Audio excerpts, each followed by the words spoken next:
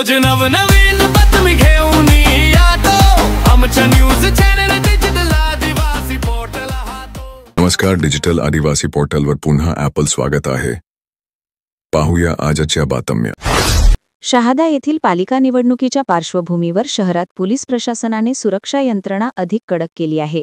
रात्री शहरातील महत्त्वाच्या ठिकाणी तसेच प्रवेशद्वारांवर नाकाबंदी पथके तैनात करण्यात आली असून ये-जा करणाऱ्या सर्व वाहनांची कसून तपासणी केली जात आहे।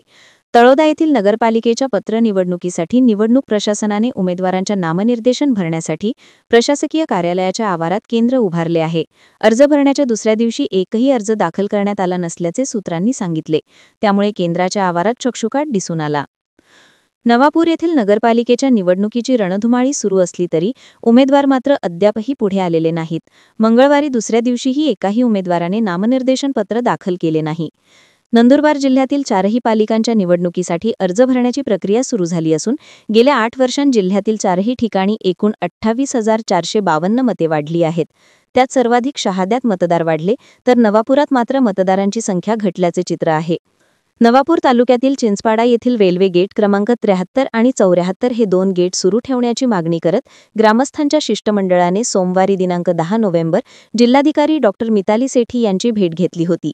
यावेळी जिल्हाधिकारी डॉ. सेठी यांनी सकारात्मक चर्चा करून येत्या 10 दिवसांत योग्य ती व्यवस्था करून रेल्वे गेट सुरू करण्याचे आश्वासन दिले। यामुळे ग्रामस्थांनी समाधान व्यक्त केले आहे। नंदुरबार जिल्ह्यात 14 नोव्हेंबर बालदिन म्हणून साजरा होणार आहे। जिल्ह्यात बालकामगारांच्या उच्चाटनासाठी विशेष प्रयत्न करण्यात येत आहेत। 14 ते 18 वयोगटातील बालकांना कामावर ठेवल्यास 6 महिने ते 2 वर्षांपर्यंत तुरुंगवास किंवा 20 ते 50,000 रुपयांचा दंड किंवा दोन्हीही शिक्षा होऊ शकतात, अशी माहिती सरकारी कामगार अधिकारी मधुरा सूर्यवंशी यांनी दिली आहे।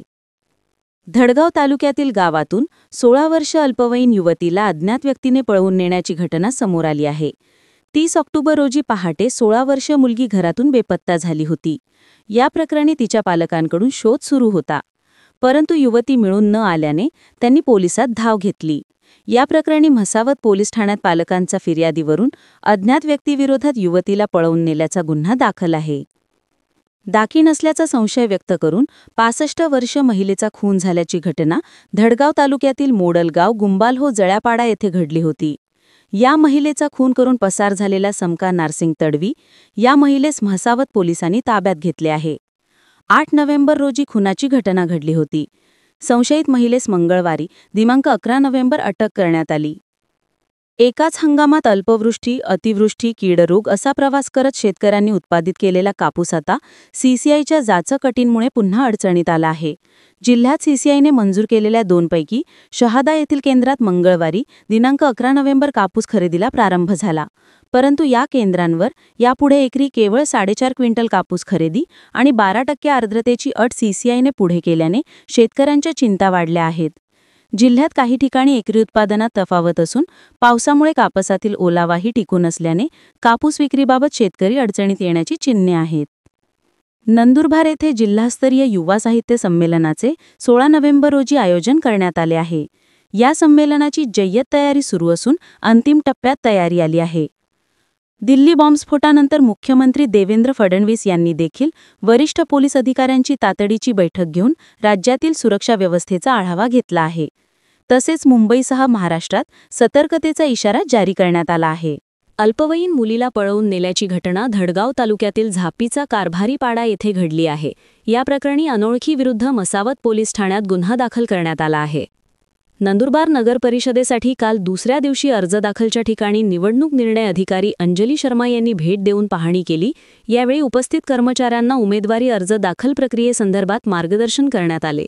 दरम्यान प्रभाग क्रमांक 10 अ व ब मधून 2 नामांकन काल इच्छुकांकडून दाखल करण्यात आले आहेत।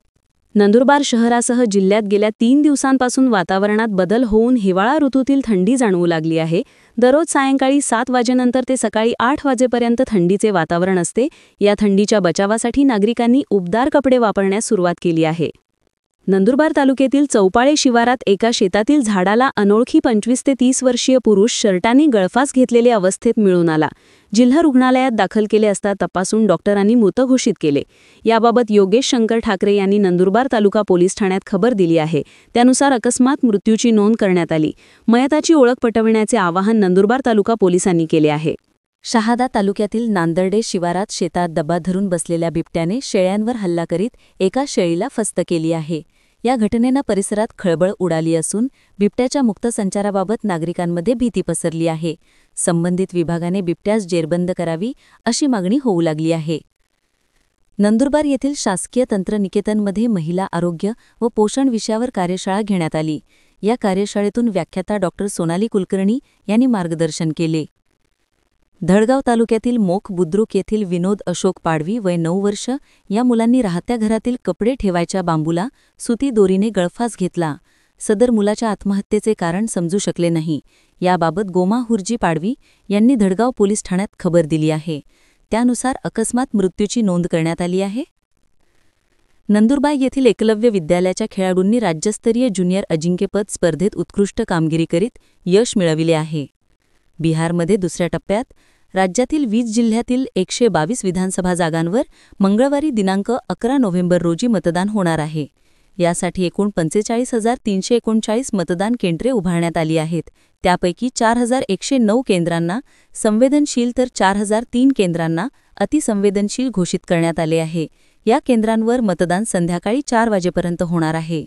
तळोदा येथील तालुका महाराष्ट्र प्रदेश प्रवासी महासंघ व ग्राहक पंचायततर्फे परिवहन दिनानिमित्त रिक्षा, टॅक्सी व घंटागाडी चालकांचा प्रमाणपत्र देऊन गौरव करण्यात आला.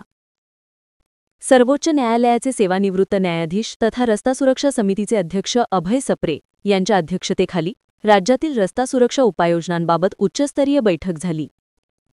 सेबीने आपल्या नव्या निवेदनात नमूद केले आहे की नियामक मंडळ सेबीने सगळ्या महत्त्वाच्या सोशल मीडिया व्यासपीठाला त्यांच्या व्यासपीठाचा ऑनलाईन घोटाळ्यासाठी वापर केला जाणाऱ्या घटनांपासून प्रतिरोध केला पाहिजे. सेबीने यावर परिपत्रक काढले असून सोशल मीडिया व सर्च इंजिन या ऑनलाईन टूल्सचा वापर अनैतिक कारवायांपासून रोखला पाहिजे, यासाठी पावले उचलण्याचे निर्देश सेबीने दिले आहेत. स्थानिक स्वराज्य संस्थांच्या सार्वत्रिक निवडणुकांच्या कालावधीत आचारसंहितेतून सूट देण्यासाठी प्राप्त प्रस्तावांची छाननी करण्याकरिता लोकसभा व विधानसभा निवडणुकांच्या वेळी स्थापन करण्यात येणाऱ्या समितीच्या धर्तीवर मुख्य सचिवांच्या अध्यक्षतेखाली समिती स्थापन करण्यात यावी, असे निर्देश राज्य निवडणूक आयोगाने दिले आहेत. अशाच नवनवीन बातमीसाठी आपल्या YouTube चॅनल डिजिटल आदिवासी पोर्टलला सबस्क्राईब करून घ्या.